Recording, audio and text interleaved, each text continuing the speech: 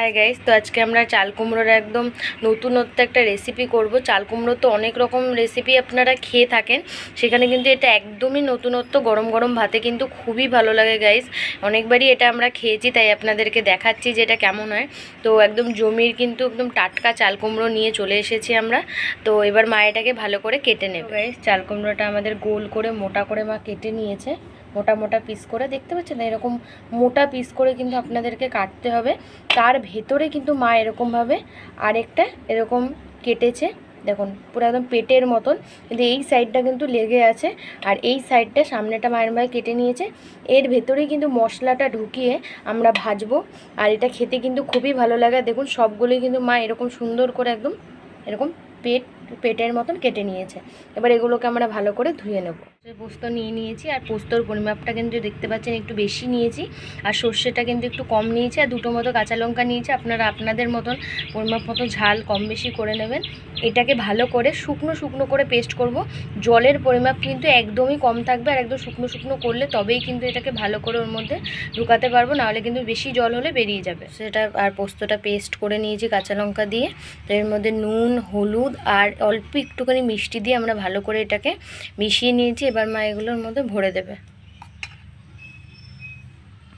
দেখুন এরকমভাবে ভরে দিতে হবে। এরকমভাবেই বাকি সবগুলোকে মা সুন্দর করে নেবে। দেখুন এরকমভাবে নিয়ে এরকমভাবে সুন্দর করে ঢুকিয়ে এরকম মাখিয়ে দিতে হবে। আর এরকমভাবে বাকিগুলোকে সুন্দর করে মা একদম রেডি করে নেবে। তো গাইজ, আমরা এখানে ননস্টিক বসিয়ে দিয়েছি, আর ছড়ানো জিনিস নিলেই কিন্তু খুব ভালো হবে।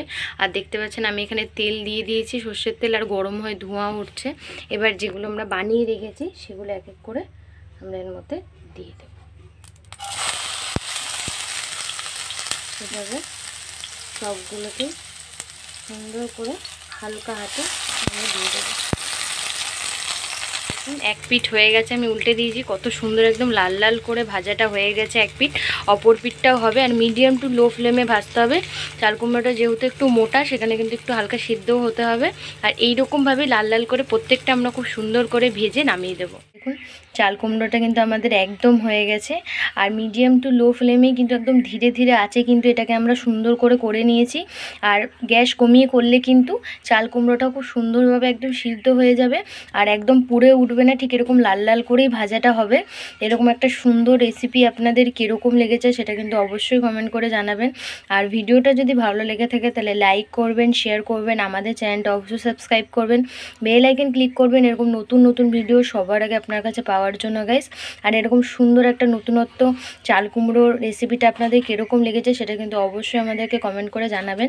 আর একটা কথা, চাল কুমড়োটা ভাজার সময় কিন্তু একদমই আপনারা ঢাকবেন না, ঢাকলে কিন্তু এটা জল ছেড়ে যাবে আর সব কিছুই কিন্তু বেরিয়ে যাবে। একদম লো ফ্লেমে ধীরে ধীরে এটাকে একটু সময় দিয়ে ভেজে নেবেন। ঠিক এরকম সুন্দরভাবে রেসিপিটা রেডি হয়ে যাবে।